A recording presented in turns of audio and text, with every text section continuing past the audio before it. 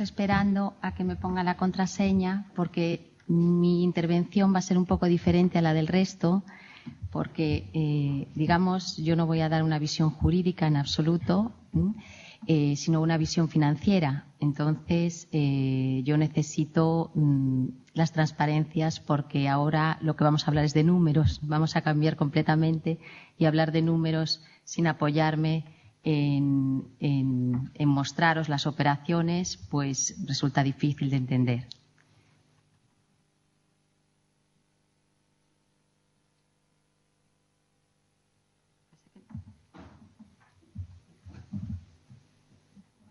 No tiene contraseña, pues no me va.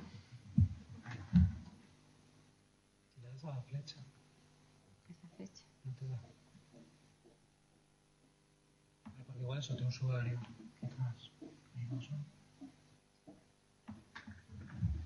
Debajo de ese HP si le das al usuario. Aquí. Sí. Vale, ahí no le da nada. Pues estaba un poco torcidos, ¿eh?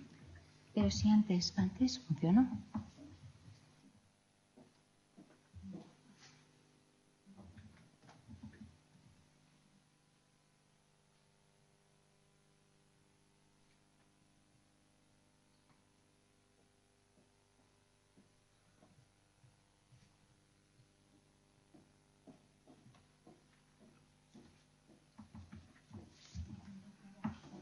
Y ahora escapa tampoco, ¿no?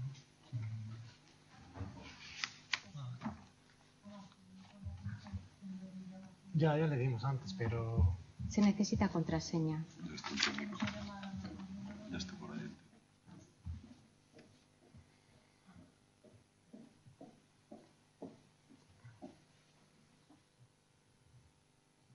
Ah, ya.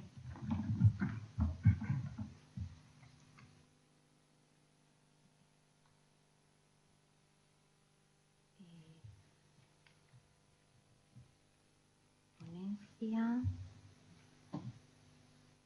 Aquí, bien.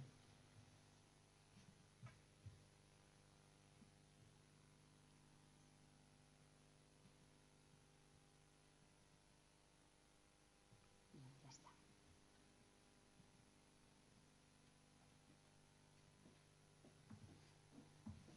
Bueno, perdón por el retraso. Pues nada, buenas tardes a todos y a todas. Soy José Ramón Nubleu, abogado de Santiago de Compostela, colaborador de ADICAE. Y después de unas magníficas ponencias desde el punto de vista jurídico, tanto de jueces, abogados, procuradores y el registrador, pues vamos a ver la cuestión desde el punto de vista económico, que es la cuarta pata de esta mesa de los créditos hipotecarios e información precontractual, que no menos importante, porque de hecho normalmente los juristas sabemos más o menos de leyes, pero de economía financiera andamos un poco escasos. Entonces los economistas son fundamentales. Y sin más preámbulos, pues presento a doña Lucía Boedo Vilabella, que es doctora en Economía Financiera y Contabilidad por la Universidad de Coruña, y te cedo la palabra. Muy bien, muchas gracias. No sé si se me oye. Sí. Bien, yo voy a hablar de la vertiente financiera de los préstamos. La vertiente jurídica es muy interesante y a nosotros también nos resulta compleja, aunque no lo parezca, la terminología jurídica para el que no está acostumbrado a manejarla, pero también somos conscientes que la terminología financiera es muy compleja para el que no está acostumbrado, es decir, cualquier cliente que acude a una entidad financiera. Me voy a centrar en lo que es la TAE, la tasa anual equivalente, aunque realmente a nosotros no nos gusta mucho la palabra tasa, puesto que tiene una connotación fiscal, y para nosotros lo que es el precio del dinero es el tipo de interés. Yo creo que se le tendría que llamar tipo de interés anual financieramente equivalente, pero ya está generalizado este nombre, con lo cual me referiré a tasa anual equivalente. Voy a tratar de explicar cómo se determina el coste real del dinero cuando una persona acude a una entidad financiera, porque de este modo, comprendiendo cuál es el coste del dinero, podemos hacer después reflexiones al respecto. Bien, yo tengo que decir que el préstamo es un producto desde un punto de vista financiero, ya veo que jurídico no, pero desde un punto de vista financiero es un producto sencillo. Realmente, con el depósito son los dos productos más sencillos que hay. En esencia, consiste en que yo necesito un dinero del que no dispongo hoy y acudo a una entidad financiera y esta entidad financiera me facilita este dinero que yo iré devolviendo poco a poco en pagos futuros pequeños, junto con el pago de unos intereses. Intereses que se calculan a partir de aplicar lo que le llamamos el tipo de interés, que es el precio del dinero. Bien, esto es así, es decir, las cuotas que nosotros vamos a pagar al banco llevarían una parte de devolución de principal y llevarían una parte de pago de intereses. Y esto sería un préstamo, digamos, sencillo de entender. Pero los préstamos, igual que otros productos, financieramente, ya jurídicamente veo que también son muy complejos, pero financieramente se han ido complicando enormemente. Porque ya pago por abrir el préstamo, por formalizarlo, por estudiarlo, por asegurar su pago, por elevar el contrato a público, una serie de impuestos, tasación, etcétera. Por abrir una cuenta nómina, que tendría que comparar su coste con respecto a la cuenta nómina que yo venía utilizando en el pasado. Además, estos gastos y comisiones iniciales en muchos casos pueden ser financiadas. El préstamo se puede contratar con carencia total o con carencia de capital. Es decir, hay tantos aspectos a tener en cuenta solo desde el punto de vista financiero que crea una confusión que hace difícil establecer o calcular, incluso para nosotros, cuál es realmente el precio que yo estoy pagando por el dinero. Y lo que es más importante es que impide valorar al usuario si ese precio es o no razonable de acuerdo con su perfil de riesgo, que a mí me parece el punto más importante.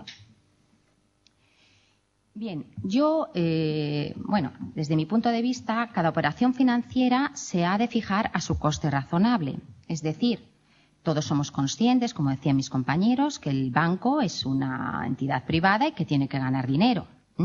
El dinero es una mercancía más que se compra y se vende y es una mercancía básica en la economía y el cliente sabe que si tiene que comprar dinero tiene que pagar un coste y el banco, si lo vende, tiene que obtener una rentabilidad. Pero esta relación entre cliente y banco, lo que es importante desde mi punto de vista y desde luego lo que transmitimos los profesores de finanzas, que hay alguna compañera mía que me está aquí viendo del departamento, lo que tratamos de transmitir en clase, es que es importante que haya un clima de confianza mutua. Es decir, si nos ponemos desde el punto de vista del cliente, que el cliente sepa el producto que está contratando, cuál es el coste que asume y además tenga el convencimiento de que dicho producto y dicho coste es el adecuado de acuerdo con su perfil de riesgo. Esto parece una utopía, pero eso sería lo deseable. ¿Y si nos situamos en la parte del banco? Que el banco diseñe productos comprensibles y que se asegure de que el cliente conoce y entiende lo que está contratando y que sea consciente de que el coste es el que corresponde según su grado de riesgo. Por lo menos en lo que respecta a las características financieras, esto no resultaría tan difícil de hacer. ¿En qué se equivocan los bancos desde mi punto de vista? Se equivocan en que no consiguen, bien porque no son capaces en el mejor de los casos, o bien porque no les interesa en el peor, realmente recuperar esa confianza, si alguna vez la hubo, pero realmente hay una confrontación entre banca y sociedad, clara, pero recuperar la confianza entre el usuario y la banca. Entonces yo voy a intentar describir muy brevemente o muy fácilmente cómo tenemos que entender el coste del dinero. Bien, el coste de dinero es el tipo de interés. El tipo de interés, ahí pongo un tipo de interés del 10%, el tipo de interés se tiene que dar con referencia anual. Es decir, y en porcentaje. Si a mí me dicen que el dinero me cuesta un 10% anual, yo tengo que entender que de cada 100 euros no míos disfrutados un año, por eso está en porcentaje y por eso es anual, de cada 100 euros no míos disfrutados un año, ese disfrute de un dinero no mío, esa utilización o uso de ese dinero no mío, me cuesta 10 al final de ese año. Entonces, si yo tengo claro eso, el coste del dinero no mío, el coste del préstamo, pues realmente ya puedo acordar con el banco, decir, bien, ¿Qué tipo de interés me vas a cobrar? El 10% anual. Vale. Entonces ahora vamos a establecer cómo te voy a devolver la deuda. Supongamos que yo voy a un banco y pido 10.000 euros. Y le digo al banco, esto sería una operación financiera simple en finanzas. Tú me das hoy 10.000 euros y yo te doy esos 10.000 euros junto con sus intereses en un único pago dentro de 4 años. Sería simple porque es capital por capital, es decir, un único capital que entrega el banco, un único capital que entrega el cliente. Bien, esta operación, como está pactada al 10% y el banco y yo lo asumimos, pues generaría 1.000 euros de intereses el primer año, porque he utilizado 10.000 euros no míos, al 10% 1.000 euros. Pero como no los pago, puesto que he acordado pagarlo todo al final, estos intereses se devengan, pero no se pagan, con lo cual engrosan el capital inicial, es decir, el principal del préstamo. Mi deuda con el banco ahora ya no son 10.000, son 11.000, es decir, es 10.000 por 1,1 o por 1,10. Por 1 más 0,10, que es el tipo de interés.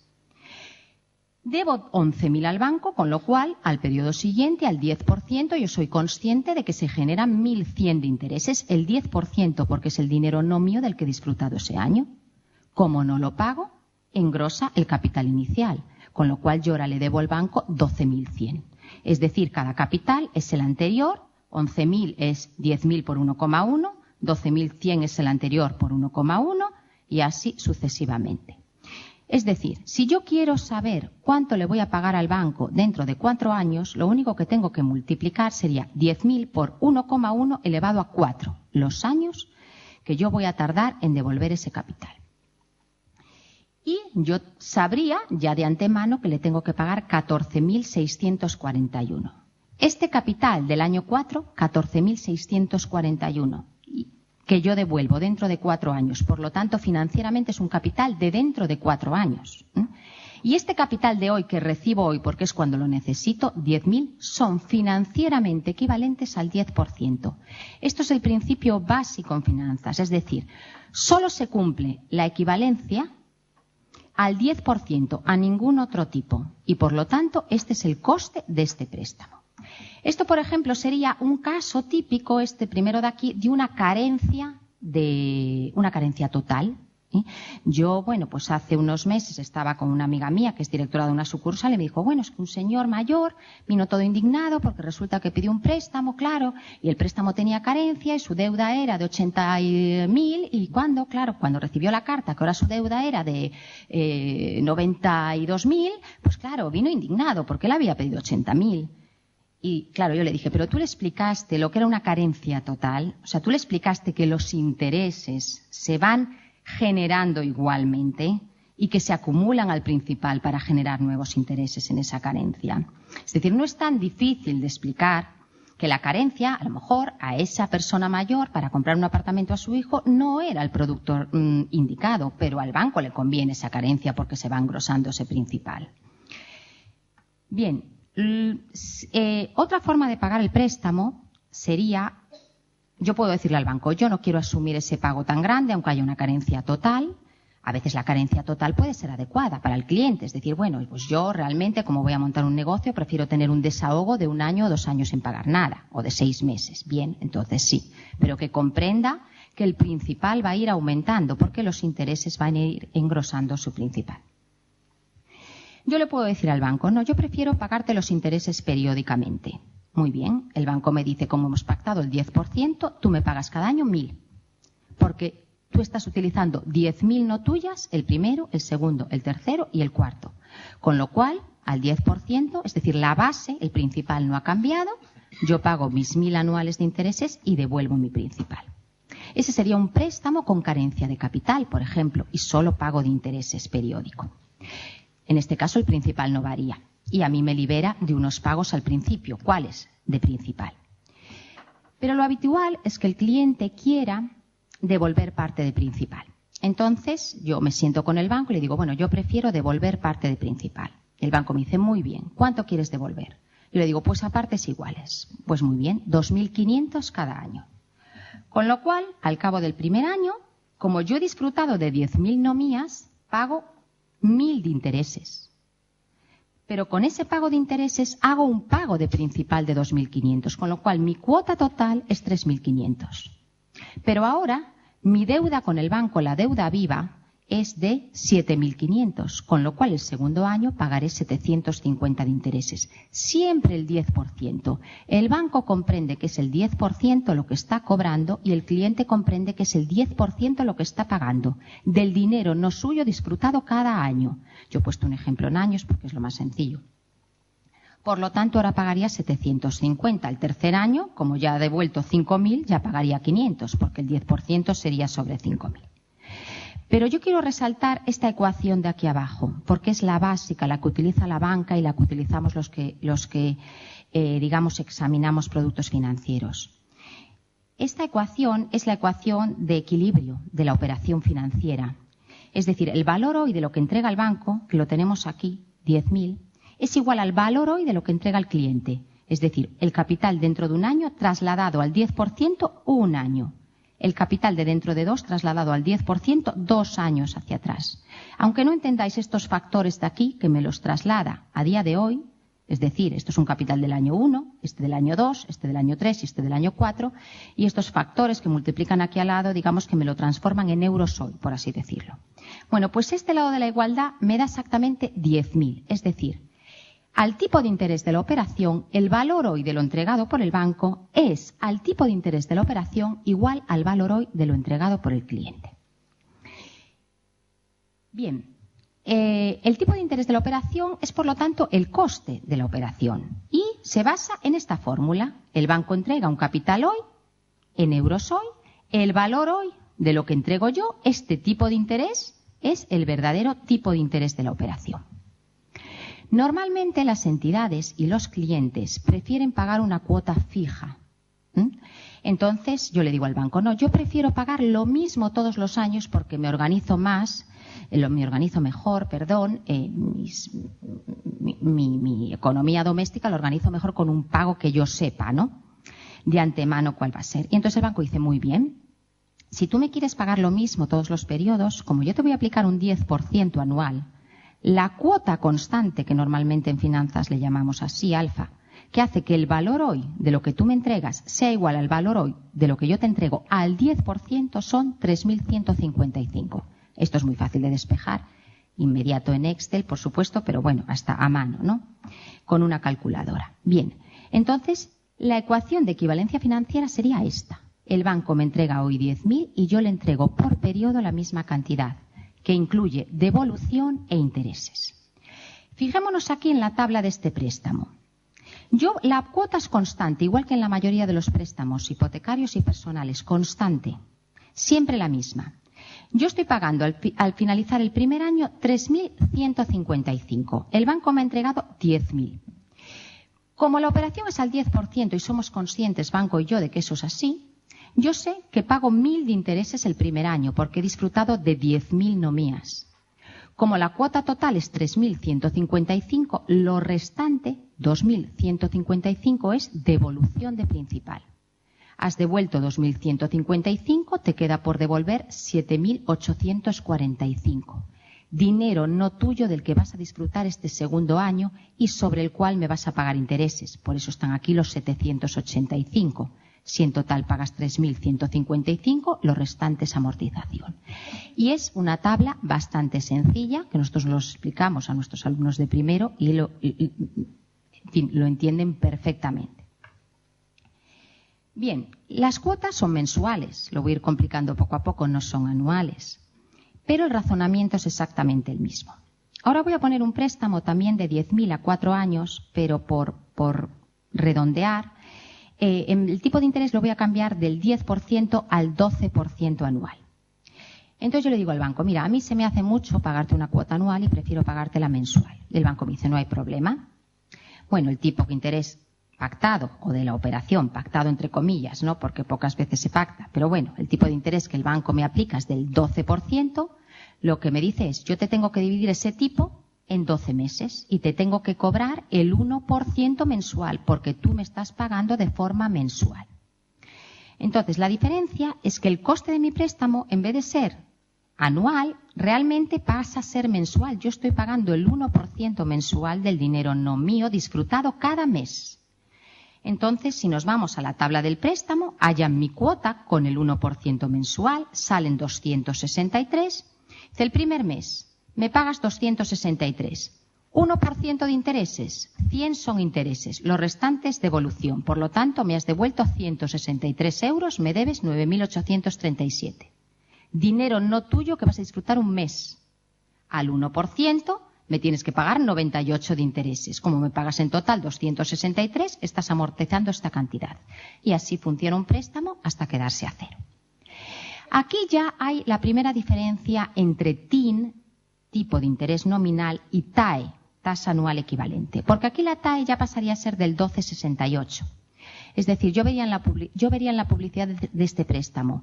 Préstamo de 10.000 euros a 4 años, TIN del 12, pagos mensuales, TAE del 12,68. Y diría, pues si no tiene gastos ni comisiones de ningún tipo, ¿por qué?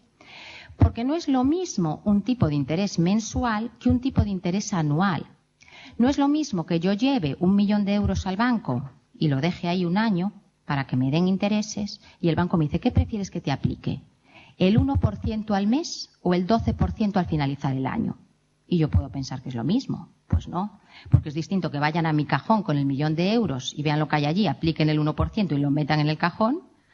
Al siguiente mes vuelvan a abrir el cajón, vean que hay el 1.000.000 de euros engrosado en 1%, vuelvan a aplicar el 1%, que llegan al final de año, abran el cajón y el 1.000.000 de euros me apliquen el 12%. Es muy distinto. Es decir, el 1% mensual equivale a un 12,68 anual. Es decir, esto simplemente es anualizar, lo que también, bueno, nosotros lo demostramos de forma muy sencilla, es 1 más el mensual elevado a 12 meses que tiene el año y menos 1. Pero bueno, el cliente está dispuesto a asumir esa ligera diferencia entre TIN y TAE a cambio de que los pagos se los fraccionen en meses. Pero el préstamo se complica todavía más, porque antes yo, este préstamo de las transparencias anteriores, yo es lo que en clase le llamo préstamos puros. Es decir, préstamos que solo llevan intereses y amortización, no llevan nada más. Pero después el préstamo se empieza como a contaminar. Entonces, ya el tipo de interés no es igual en todos los periodos, sino que cambia cada año. Hay unos gastos asociados a la obtención del préstamo, hay una comisión de apertura, unos gastos de estudio, en fin, unos seguros que pueden ser al inicio periódicos, hay que domiciliar una nómina o pensión, por lo tanto hay que añadir el coste de su mantenimiento, contratar una tarjeta, en fin. Ya sabemos todas las condiciones que hay allí. Yo además examiné un poco los préstamos, bueno, porque yo, en fin, al estar en la docencia, pues tampoco estoy tanto en la labor profesional, ¿no? Como mis compañeros, ¿no? Viendo préstamos todo el día, aunque procuro, digamos, tener siempre préstamos recientes para analizar en clase, no estoy en el día a día de trabajar con la banca. Entonces, bueno, examiné un poco los préstamos a tipo fijo, hipotecarios, y veía que, bueno, eran más o menos parecidos, pero bueno, la diferencia que a mí me llamó la atención, por ejemplo, es que unos establecían el 4,25%, por ejemplo, y te voy bajando a medida que tú vas contratando, pues, un seguro de vida, etcétera. Y otros, en cambio, te decían, yo te aplico el 2,15 y te voy subiendo si no tienes todos estos productos contratados. Es decir, a veces son difíciles de comparar porque uno te partía teniendo todo esto contratado, te sale así. Y después, y el otro al cambio al contrario, ¿no? Incluso, por ejemplo, vi en algunos bancos que cada año se te revisaba ese tipo fijo y realizar 6 movimientos con tarjeta de débito o crédito los 3 meses antes de la revisión. Y si no hacías eso, si te pones enferma, te vas de viaje, no haces 6 movimientos de tarjeta, en los 3 meses antes de la revisión te subían un 1,20% el tipo de interés para el año siguiente. O sea que hay que tener un poco de cuidado al leer las condiciones, que eso también me llamó la atención. Bueno, y unas cantidades pagadas a terceros, entre las que está el famoso impuesto sobre actos jurídicos documentados. Entonces ahora voy a tratar de explicar las consecuencias financieras que tiene esto. Bien, supongamos que el banco... creo que me ha saltado... supongamos que el banco, además de cobrarme los intereses, el préstamo puro que tengo aquí, vuelvo al préstamo al 10%, Vuelvo al préstamo anual al 10%, con una cuota fija. Este es el préstamo puro. Aquí estoy pagando estrictamente las 10.000 y el 10% del dinero no mío disfrutado cada año, estrictamente. Pero el banco me dice, yo es que además te voy a cobrar por abrir el préstamo 300 euros. Y por un seguro asociado a este préstamo, que necesariamente tienes que contratar con el banco y tienes que pagármelo anualmente, 100 euros. Estos son cifras sencillas, pero para que se entiendan. Entonces, fijaros, realmente el banco me está prestando 10.000, pero ya como me está restando 300, no me está entregando 10.000, me está entregando 9.700. Y yo ya no estoy pagando 3.155, estoy pagando 3.255 de cuota. Con lo cual, yo aplicando el razonamiento financiero, la fórmula básica, digamos, del razonamiento financiero, el tipo de interés de una operación es aquel que hace que el valor hoy de lo entregado por el banco sea exactamente igual al valor hoy de lo entregado por mí. Pues lo que me entrega el banco son 9.700, lo que yo entrego son 3.255. Entonces, por eso el banco me da esta TAE. Me dice, la TAE es del 12,91. Oh, pues, bien. Bueno, pues ahí está la diferencia, digamos, entre la TAE y el banco. La TAE y la TIN. Bien. Bueno, iba a entrar, pero voy a entrar muy brevemente, en que si este pago inicial de 300 euros fuese de actos jurídicos documentados, bueno, pues yo he hecho aquí el cálculo. ¿Qué va a ocurrir? Que antes lo pagaba el cliente, por lo tanto, se deducía de aquí, recibe 9.700, pero ahora lo paga el banco. Entonces, ¿qué pasa? La ecuación para el banco es, yo entrego 10.300, porque le entrego 10.000 al cliente y 300 del impuesto, y recibo 3.155, con lo cual la rentabilidad del banco se reduce un 8,65. ¿Quién va a pagar ese 1,35% más? Yo creo que los bancos no van a subir inmediatamente los tipos de interés ni la comisión de apertura, que no lo van a hacer tan evidente, pero poco a poco lo irán subiendo, porque efectivamente hay mucha competencia entre los bancos. Pero los préstamos hipotecarios ya están a precios bastante ajustados. La lucha ahora, digamos, donde están aplicando sobreprecios es en los préstamos al consumo realmente. Bueno, si miramos la evolución del Euribor desde el año 2000, vemos aquí que ha ido bajando, entramos en la Unión Monetaria, el Banco Central Europeo ya se ocupa de la política monetaria y baja el tipo de interés para toda la zona. Los españoles nos abrazamos al ladrillo y, bueno, pues se venden casas y los préstamos hipotecarios el gran negocio, ¿no? Aquí se firman, pues, muchísimas hipotecas, efectivamente, en todo este periodo. Y se empiezan a firmar, en este periodo sobre todo, las hipotecas con cláusula suelo-techo. Bien, fijaros que a mediados del 2005 ya el Euribor empieza a aumentar. ¿Por qué? Porque el Banco Central Europeo ya se está dando cuenta de que hay un sobrecalentamiento de la economía y quiere que la caída sea menos dura y entonces trata de frenar el sobreendeudamiento a través del aumento del Euribor. Aún así, la caída es estrepitosa a partir del 2008 y entramos en una crisis, bueno, pues de la que no hemos salido, bueno, un poco sí, pero vamos, y el tipo de interés ha seguido aumentando, bueno, con esta montaña aquí, que del año 11 y 12, la famosa prima de riesgo con la que desayunábamos, comíamos y cenábamos, ¿no? Bien. Entonces, ¿qué pasa? Que se produce la firma masiva de préstamos con cláusula suelo-techo. Y efectivamente, como dicen mis compañeros, es una cláusula abusiva. Yo voy a mostrar que es uno que vi yo, de un suelo de 3,25 y un techo del 11,75.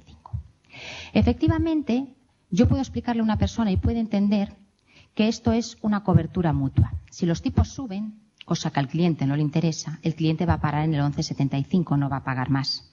Si los tipos bajan, cosa que al banco no le interesa, a cambio de que yo te pare la subida, tú vas a pagar un 3,25, bajen lo que bajen. Bueno, puede entenderlo el usuario, efectivamente, pero para mí lo abusiva de esta cláusula es quién tenía más información en ese momento sobre la evolución de los tipos de interés en el futuro. El equipo de economistas y financieros de los grandes bancos, que sabían que íbamos a entrar en un entorno de tipos a la baja y con esta cláusula lo que hacíamos era convertir préstamos a tipo variable en préstamos a tipo fijo, que es lo que le interesa en entornos a tipo a la baja. O el ingeniero, el abogado, es decir, cualquier profesional que le preguntes por la calle, tú le preguntas ¿cómo piensas que van a evolucionar los tipos de interés en el futuro? Pues realmente es un conocimiento que no tiene. Entonces, claro, para mí también lo abusivo de esa cláusula es que se aprovecharon del conocimiento que ellos tenían en el futuro, que es también de lo que se están aprovechando ahora. Bien, en la crisis las hipotecas dejaron de ser negocio y se paralizó el crédito completamente. Pero en el 2014 comienza el crédito de los préstamos al consumo y empezamos a recibir llamadas y nos ofrecen préstamos al consumo. Casi nos llevamos una sorpresa. Dios mío, me llaman por teléfono, casi lo cojo solo porque, bueno, como estaba paralizado el crédito. Y bueno, yo entonces ya no puedo pararme a explicar que me llamaron del banco con el que trabajaba siempre, con el que había pagado mi préstamo hipotecario, con el que tenía mi plan de pensiones, mi nómina, y me ofreció un préstamo al consumo, que yo le dije, sí, a mí me interesa, dígame las condiciones para después mostrarlo en clase, que me lo daban a una TAE del 18%, porque yo pregunté la TAE, y cuando pregunté la TAE me dijeron, bueno, entonces a usted le podemos sacar el seguro de protección de pagos, que a usted no le hace falta. Pero si podían, me lo metían. Cuando yo pregunté la TAE, entonces fue cuando me lo sacaron. En fin, el préstamo, no me daban información, solo me decían, si usted coge 12.000 euros va a pagar 297 al mes. Yo, por el razonamiento financiero que os dije antes, lo calculo fácilmente. ¿Cuál es el tipo de interés mensual que hace? Que 60 pagos, 5 años, de 297 sea igual a 12.000 euros hoy. El valor de 200, esto me lo hace Excel con la función tasa, y me salía el 1,40% mensual. TAE 18,18. Cuando yo le pregunté la TAE, entonces me sacó el seguro de protección de pagos y me dijo, la TAE es el 13,42. Claro, ya no era tanta diferencia entre el 12 y el 13,42, pero ya no me tuvo que dar la TAE del 18%. Yo le dije, mire, señorita, usted me está ofreciendo producto al 18%, con mi perfil de riesgo, que yo creo que es bajo, con 25 años en su entidad. ¿A qué tipo de interés le ofrece al que le llega por la puerta? ¿Un 42? ¿El de Creditea? Que es decir, que se oferta como créditos disponibles para todo el mundo. Hombre, sí. Entonces yo quiero resaltar que esta TAE, el 18%, me la están ofreciendo, me la ofrecieron en el año, creo que el año pasado, o en el 2016, con un Euribor negativo. Cuando yo en el 2004 sacaba un tríptico a mis alumnos y en un préstamo al consumo al estudiante, que les gustaba mucho, la TAE era del 7% con un Euribor del 2%, de un préstamo al consumo. Las conclusiones mías son utópicas realmente, comparadas con las de mis predecesores. Las conclusiones es que la banca, es decir, no podemos andar como el ratón y el gato continuamente, banca y usuario o banca y sociedad. Yo creo que la banca tiene que hacer una reflexión y cambiar su forma de actuar. Yo creo que los contratos, la banca no como ente, la banca, es decir, la cúpula que dirige esa banca, los directivos de la banca con nombres y apellidos, tienen que cambiar su forma de actuar. Entonces, tienen que intentar que los contratos estén redactados buscando intencionadamente la comprensión. Tienen que fijar los tipos de interés de acuerdo con el perfil de cada cliente, no a ver si cuela. Y tienen que tener en cuenta, tienen que invertir en la formación financiera de las personas que venden estos productos, lo que requiere invertir tiempo e invertir dinero, tiempo del empleado y dinero. Y desde luego no incluya cláusulas o venda productos que van claramente en su propio beneficio y en perjuicio del cliente. Es decir, la estrategia yo creo que acertada de la banca es recuperar la confianza de la sociedad. Es una labor difícil, pero si no siempre estaremos en una continua, digamos, pelea entre banca y sociedad. Bueno, con esto ya termina. Gracias. Pues muchas gracias, Lucía. Yo me quedaría un poco con lo que has comentado al principio, es decir, que es fundamental para que un consumidor pueda acceder a cualquier tipo de producto, ya no saber lo que significan las cláusulas, sino también tener el conocimiento del precio final del producto, para saber si es un producto o no adaptado al perfil de esa persona. Y si a ti que eres licenciada en Economía y doctora en Economía te intentan meter una TAE del 18%, pues como tú bien has dicho, ¿qué no harán con alguien que entre por la puerta, ¿no? Y el caso que comentaste del señor del préstamo y la directora de oficina, pues creo que desafortunadamente es muy habitual, que mucha gente está comprando productos que no saben el coste total que tienen y Y creo que falta mucha educación financiera. Afortunadamente, pues gracias a charlas como las que estamos ofreciendo hoy o como la labor que hace DICAE, pues cada vez la gente tiene más conocimiento. Pero bueno, creo que aún queda mucho por hacer. Yo creo que también es importante, quisiera resaltar que es importante la formación financiera de los que están de cara al público, porque ellos no son los culpables realmente. Y a todos nos interesa una banca rentable y segura, pero mientras esta gente no sepa explicarnos lo que nos está vendiendo, pues también es muy difícil para el consumidor entenderlo, ¿no? O sea que, bueno, eso es importante. Pues muy bien. Pues